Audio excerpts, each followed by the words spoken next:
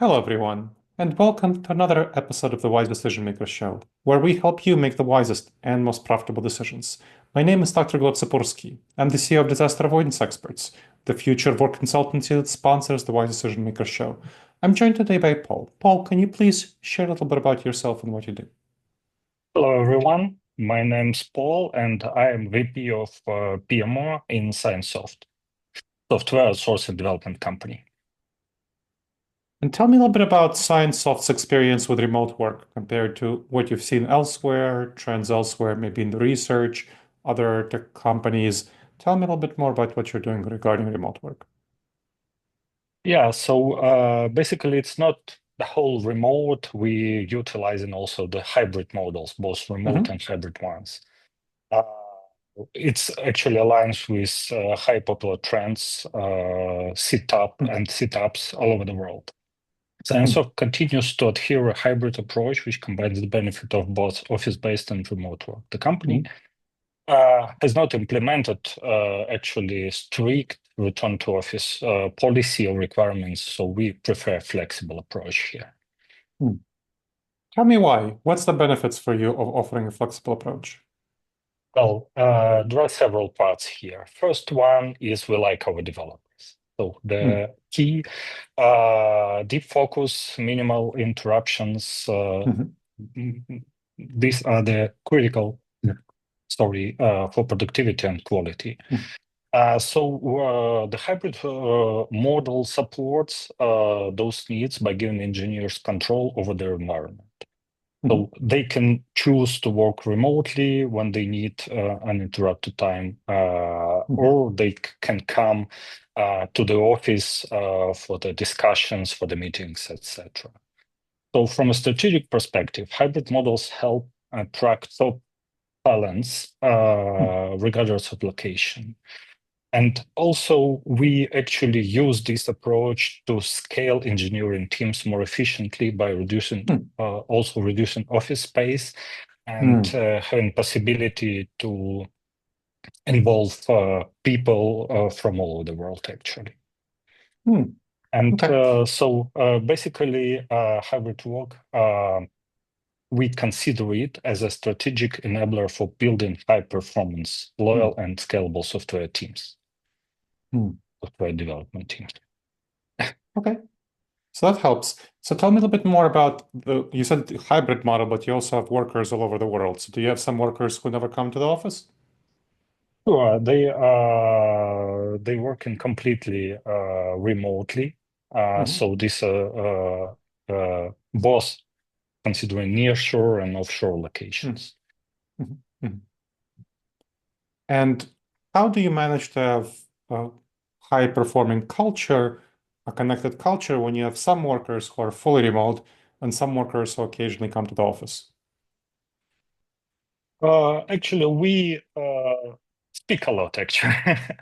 So basically, we having regular meetings Mm-hmm. with like they could be considered the team building events. And Mm-hmm. also, we encourage people to communicate a lot during the project work. So they getting closer to each other in this way. Mm-hmm. Tell me a little bit more about what kind of communication tools you're using and how you're making sure that people are communicating effectively, because of course that's a big challenge for a number of companies. Yeah, so yeah, definitely we're using the Microsoft Teams Mm-hmm. as the main communication tools. Also, some those kind of tools like Asana and Jira for Mm-hmm. task tracking. Also, the Confluence for the collaborative work. So Mm-hmm. nothing, I would say nothing special, but all of it's all about not the tools, but the approach that we cultivate within the teams and how we Mm-hmm. encourage our managers to work with people, to work with teams, and to Mm-hmm. work with our clients as well. So how did you make sure that your managers are trained on how to effectively manage teams that have some people who are fully remote and some people who are hybrid? What have you done to make sure that your managers are We there for that? we track. Sorry. Yeah, we track in project metrics. Mhm, The easiest way is to check how the project goes. mhm, Delivery timelines, budget spendings and adherence, team velocity, defect rates. For instance, mhm, if team delivers a project on time without significant bugs, it's a good sign that their performance is strong. mhm, Also, we measure customer engagement and satisfaction. So we mhm, regularly collect feedback through NPS and CSAT, and we also keep an eye on how actively clients are involved throughout the project.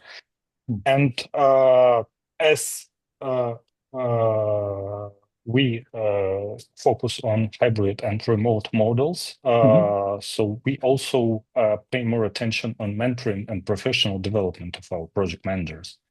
In mhm, remote work, the role of PM becomes the critical one. They need to mhm, lead teams effectively without micromanagement. So mhm, we measure their success by gathering feedback from their mhm, teams and tracking their growth and leadership skills. And mhm, also, we talk to the client, asking them to share their opinion on mhm, what and how we can improve things if it's mhm, required. mhm, mhm. And so you've talked about challenges of mentoring people. Are there any other challenges that you've run into? And if so, what are they and how have you solved them? Well, I would say that putting the good processes like project management processes and Mhm, align them throughout the company, it's also the challenge. So mhm, we try to approach and complete the mhm, projects in a similar way to avoid those kind of mhm, discrepancies and things that could appear when people like working not in one room, let's say. mhm, mhm, So we create in the working environment, I would say, like those kind of virtual rooms.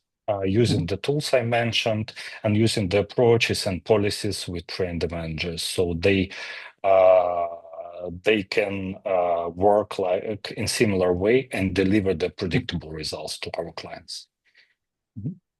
Excellent. Now, as we finish up, what do you see as the future of remote and hybrid work at ScienceSoft?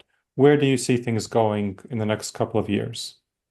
Yeah, I would say that things will remain pretty much the same because Mhm, definitely expanding the workforce, I would say, will require not only like local people to be involved, but mhm, also we still will be working in with people from all over the world. mhm, So it will be the mix from the completely remote people and also mhm. the hybrid model as well. So I think that it won't change significantly. Excellent. Thank you so much for sharing your expertise. Really appreciate it. Thank you. Have a great day. And thank you to the audience for checking out another episode of the Wise Decision Maker Show. Please make sure to subscribe wherever you checked out the show and leave a review. It helps other people discover the show and helps us improve the show.